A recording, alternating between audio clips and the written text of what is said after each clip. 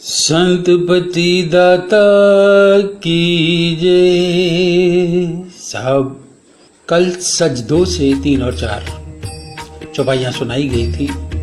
उनका सारांश इस प्रकार है। इस अनोखे पंथ को जो साधक अपनी बुद्धि से विचार तथा मन से मनन करता हुआ अग्रसर होता है, वही वास्तव में संत है। जो साधक मोह भरम काल कर्म आदि का त्याग कर स्वामी जी के उपदेशों को अमल में लाता है तथा जो संत और गुरुओं से प्रेम एवं निष्ठा रखता है, वह दैहिक दैविक तथा भौतिक तापों से कष्ट नहीं पाता है, वरंच वह महापुरुष अमरतत्व को प्राप्त करता है। परमात्मा को छोड़ दूसरों से संबंध रखने वाला जीव अंधा है, क्योंकि नर शरीर पाकर भी मुक्ति का मार्ग को नहीं ढूंढता है। इस मायायिक संसार से जो संबंध त्याग देता है, वह उपरामता को प्राप्त हो जाता है। वही इस निराधार पंथ को अनुसरण करते हुए अंत में संत कहलाता है। ऐसा साधक इंद्रियों को वश में करके उसका स्वामी बन जाता है। इंद्रियां अपने स्वभाव तथा गुण के अनुसार आनंद देती हैं अथवा लेती हैं, परंतु इंद्रजीत्य महापुरुष इससे भ्रमित नहीं होता है। वही समदर्शी संत है। स्वामी जी कहते हैं कि ऐसे साधक समस्त आध्यात्मिक मंडलों के ऊपर हो उस परम उच्च आसन पर बैठता है, जो सबका अंतिम आश्रय है। उसी परम पद को प्राप्त कर अविनाशी बन जाता है।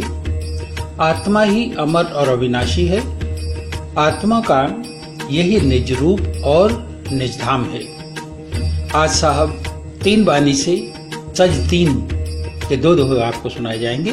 लिखा है, गुरु सिख धर्म पाप नहीं आसा, मात पिता सुत नारी हो, सुर नर मुनि जन पीर औलिया, जस धनवंत भिकारी हो।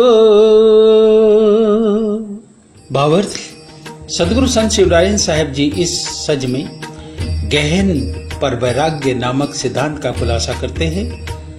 गुरु शिष्य का संबंध एक धर्म है, वैसा ही माता पिता पुत्र और नारी का संबंध भी एक धर्म है। इन धर्मों का पालन करना पाप नहीं है, परंतु उन पर सम्मोहित होकर निज आत्म कल्याण की आशा करना पाप है। अर्थात अज्ञानता और मोहवश आत्मा को भुला देना निश्चय ही पाप है। मोह वास्तव में एक कठिन बंधन है। बंधन ही है देवता, महापुरुष, मुनिजन अथवा पीर औलिया। ये सभी अनंत धन के स्वामी होते हुए भी मोह से परे न होने के कारण वे भिखारी ही हैं, क्योंकि उन्हें आत्मा आनंद प्राप्त नहीं है। अतः जीवन में त्याग ही सबसे बड़ा मूल मंत्र है।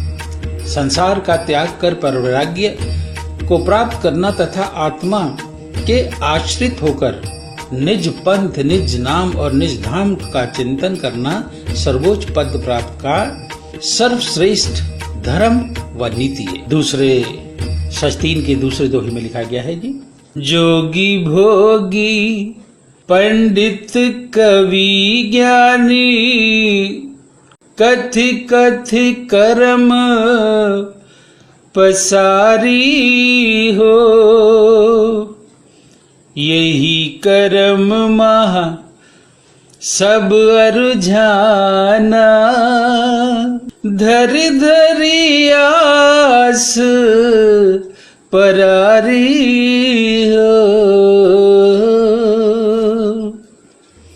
भावार्थ है कि हे मनुष्यों, तुम्हारे लिए योगियों तथा भोगियों ने अपने बुद्धि के अनुसार धर्म संबंधी अनेकों कर्म कांड विधानों का निर्देश किया है। उसी प्रकार अनेक ज्ञानी पंडित और कवियों व मुनिवरों ने भी वेद पुराण शास्त्र आदि धर्म ग्रंथ लिखकर अनेकों धर्म विधानों का प्रचार प्रसार और उपदेश आदि सुनाकर कर्मकांडों का निर्देश किया है। संपूर्ण मानव समाज उन्हीं कर्मकांडों में फंसकर परम पुरुष परमात्मा को छोड़ उनके द्वारा सृष्ट देवों व मनुष्यों की आशा में रहकर अपनी आत्म कल्याण व मुक्ति की बात सोचता है। एक असंभव सोच है। याद रखिए, आत्म कल्याण व मुक्ति प्रदान करने केवल परम पुरुष परमात्मा को छोड़ अन्य किसी के वश में नहीं है। इसी सत्य ज्ञान को संत शिवनारायण जी हमें इस दोहे में बतलाना चाहते हैं कि जोगी भोगी पंडित कवि ज्ञानी और कथि कथि कर्म पसारी हो, यही कर्म महा सब अरुझाना, धरि धरि आस परारी हो। तो बोलो सतगुरु परमात्मा की जय, अपने माता पिता की जय, देहधारी गुरुओं की